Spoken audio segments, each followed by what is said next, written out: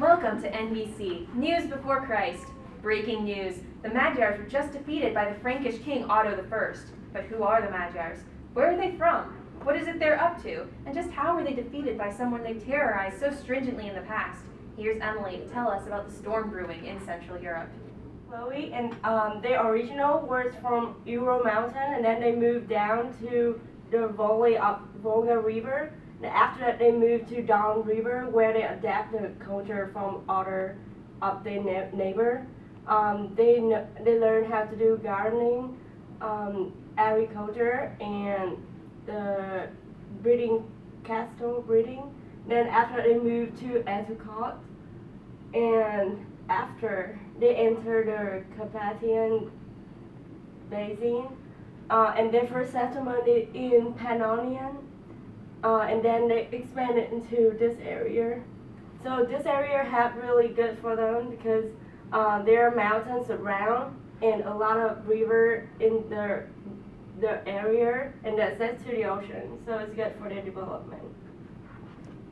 And also the weather is good. Will be sunny today. Thank you, Emily. That's great news. Also, the sun, the moon, and the stars and clouds are guiding spirits to protect mankind from evil spirits, according to the Magyars. But there's just more info on their religion. Blend of ancestor worship and paganism, believed in life after death, and buried their ancestors with provisions for their long journey. Seems like they are very family-oriented. As of now, the Magyars are not Christians, but their neighbors, the Franks and the Byzantines, are. So I have high expectations that they will definitely be influenced from Christianity somewhere in the near future, maybe like 500 years from now or so. Now let's go to Kaitlyn for more on their traditions. Thank you, Jennifer. So wedding season is here, and that means that the men begin to pay a bride price to the fathers before the wedding. So get your gifts ready. Food and household objects are always a safe bet. Fish and game are a favorite, and tools are helpful for the newlyweds to build their house. You can buy tools and make them out of bone and wood and stone for more of a personalized feel. Housing markets will be booming, and semi-pit houses near the rivers are more fertile grounds if you enjoy gardening. The pit houses in the valley give more of a comfortable feel if you enjoy more of that. More of the sad news, since winter is coming, people are getting sick, so that means people are dying. Burying them in shallow graves and showering them in red ochre is a good way to send them off. Now to Chloe on more politics. Thank you, Kaitlyn. The politics of the Magyars sure are complicated. They're surrounded by the Franks in the west and the Byzantines in the east, and the Bulgars and the Pechenegs to the south.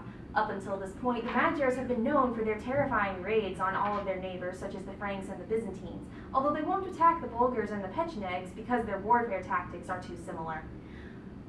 Because of this, up until this point, the Magyars have been heretofore undefeated, until their stunning defeat at the hands of Otto I. Otto I was crowned Holy Roman Emperor on the spot when people realized that he had defeated the Magyars. He had this to say about his new position. I defeated the Magyars, and they crowned me Holy Roman Emperor. I don't know how I feel about this. I didn't even run. What will the Magyars do next after their defeat? Will they form a Christian kingdom and end their days of plundering? A statement from their leader said that their future was not as steppe raiders, but as a Christian kingdom. He's going to take some government classes and build 30 churches. Will the Magyars succeed in their reformations and become a prosperous kingdom with a long history, later dominating half of Europe through shrewd politics, diplomacy, and warfare? Or will they be lost to the annals of history forever? More on this event as it develops. Thank you.